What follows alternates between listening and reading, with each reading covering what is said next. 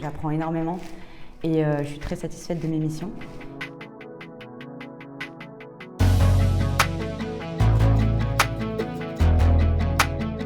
Donc j'ai fait la Toulouse School of Economics, une école d'économie à Toulouse. Donc j'ai fait ma licence et mon master là-bas.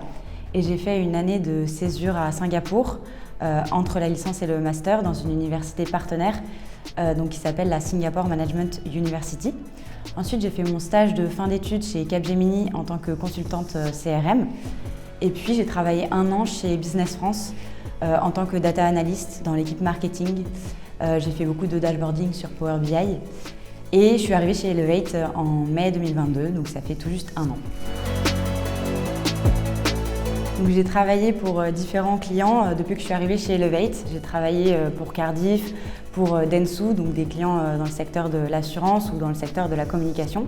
Et je suis arrivée en janvier 2023 chez Air France, toujours en tant que data analyst, où j'ai eu l'occasion de travailler sur différents projets data. Donc par exemple le profil client de data, donc souvent sur des projets de dashboarding, sur Power BI ou encore Spotfire. Je suis aussi l'intermédiaire entre les équipes dev, IT et l'équipe business. Donc je priorise des tickets Jira, je priorise des besoins aussi, les besoins de l'équipe. Je suis aussi responsable du dashboard de performance emailing. Je gère un petit peu tout ce qui est la délivrabilité, le taux de clic, le taux d'ouverture, tous ces KPI-là.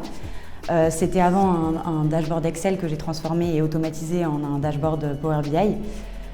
Et puis j'ai également un projet de data quality pour regarder un petit peu la qualité des données, quelles sont les incohérences entre les données et surtout la complétude des données.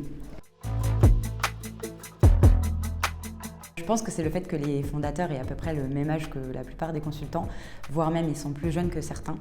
Et je trouve sympa la proximité qu'on a avec les fondateurs et franchement c'est plutôt cool. Donc j'ai choisi le domaine de la data un peu par hasard parce que quand j'étais à la TSE, donc la Toulouse School of Economics, j'avais beaucoup de projets à faire sur des données économiques mais surtout des données volumineuses et j'aimais beaucoup ça. J'ai découvert des outils de statistiques qui étaient super cool, que j'aimais bien en tout cas manipuler.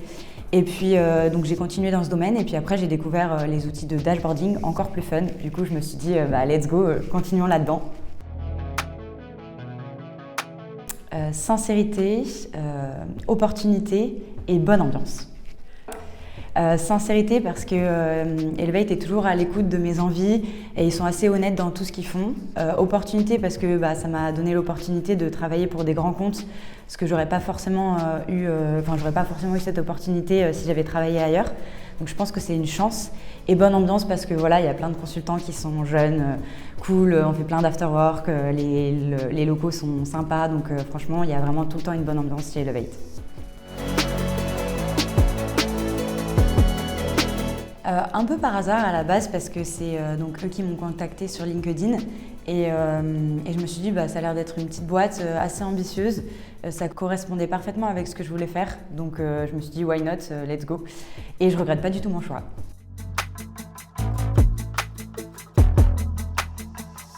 Alors ce que j'aime beaucoup chez Elevate c'est l'ambiance qu'il y a quand je viens à l'agence, même si je suis très souvent chez le client c'est vrai.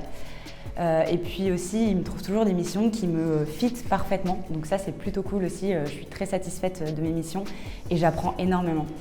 Et puis, je dirais l'entraide qu'il y a au sein d'Elevate est quand même super cool. Dès que j'ai des problèmes, j'ai des consultants qui sont là pour m'aider et ça, c'est plutôt sympa. Non, t'es sûre c'est celle-là ? Non.